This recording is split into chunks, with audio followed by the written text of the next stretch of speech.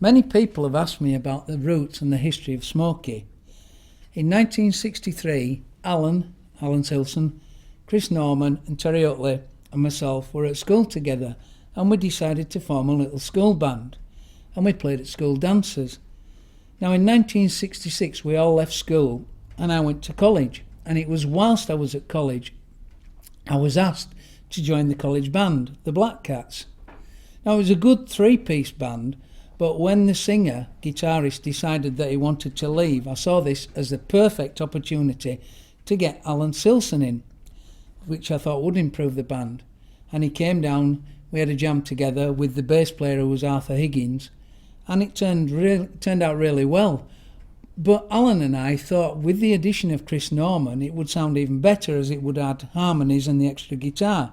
So we invited down Chris and we ran through some numbers. It sounded great.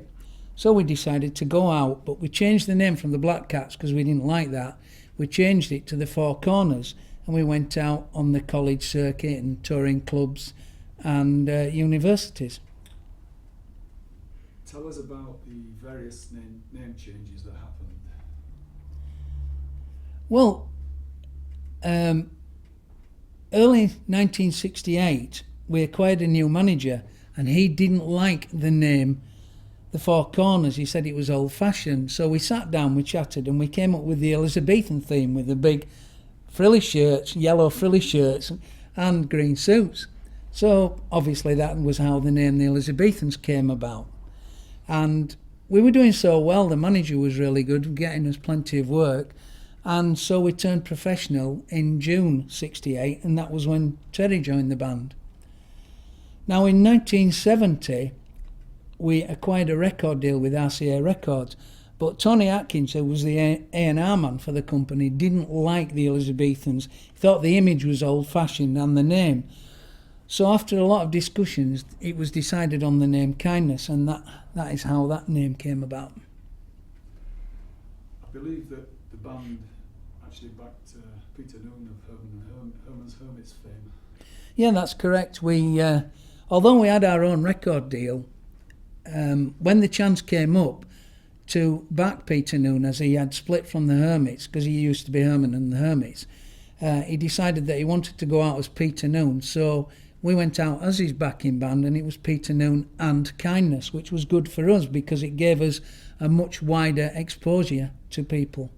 Yeah, I believe you did quite a lot of television appearances under the name Kindness. We certainly did 2 or 3 television appearances. Calendar, Yorkshire TV's Calendar. We did the Titch and Quackers, which I know everybody laughs, but it was actually the replacement programme for Crackerjack on BBC television on a Friday evening at 5 to 5, and it had a big, and I mean big, audience. Tell us about the name change to Smokie. Well, the record company didn't like the name Kindness, and it was whilst we were on the Isle of Wight ferry that Bill Hurley put forward the name Smokie Joe. So it was discussed between the band members and Bill, but the Joe didn't seem to fit.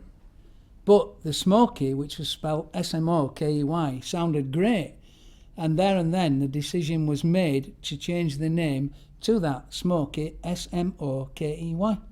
So essentially, as the band were changing the name to Smokie, you had offers from different areas.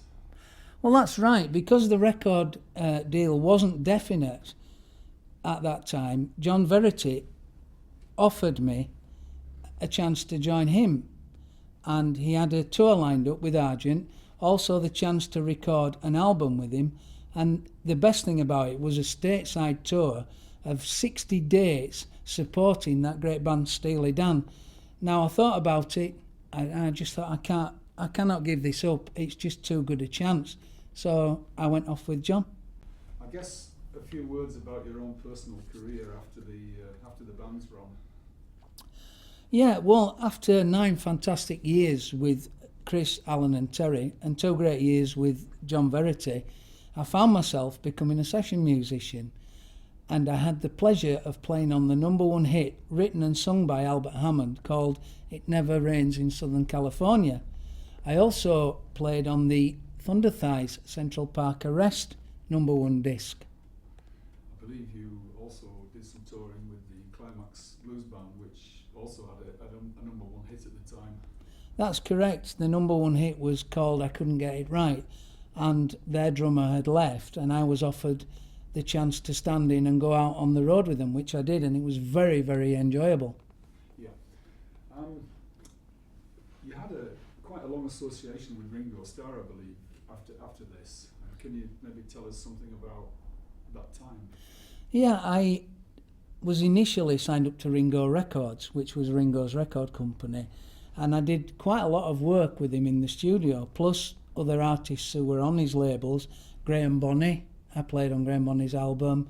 I played with Bruce Foxton in sessions in the studio, also Lisa Stansfield. That's great. And what about Ringo as a person? Did you manage to get to know him? Oh, he was a great guy, yeah. He was just like one of the guys, you know. We went out for meals together. All the guys in his company, in Ringo Records, were presented with a watch at Christmas, a specially designed watch presentation. There were only about 25 made, and it was a great honour to receive this watch. But to have a guy like that as a friend was the best thing of all. Oh, yeah, you check it. No, it's all right. You just do it. Things have now turned full circle, and I'm playing with a band called the Spirit of Smokie, or as we are more commonly now known as the SOS Band. And we're promoting the new album, which is called Room with a View. And these are actually tracks that were written by the late Alan Barton and actually recorded. And Dean, Andy and Graham from the band have reworked those tracks. Well, we've all worked on them, but basically Alan, Dean and Graham. We've left Alan's original track on, the vocal tracks, and it's so good. I mean, people love new numbers. My favourites personally are My Baby's Got and Highways and Heartaches. And when we actually play them, we've toured Russia this year, we've toured Germany this year, and these tracks go down phenomenally well. People love them. And I'm really proud to be associated with that project and with the guys, to work with such competent musicians, and it's just fun. It's great. Essentially, keeping the spirit alive.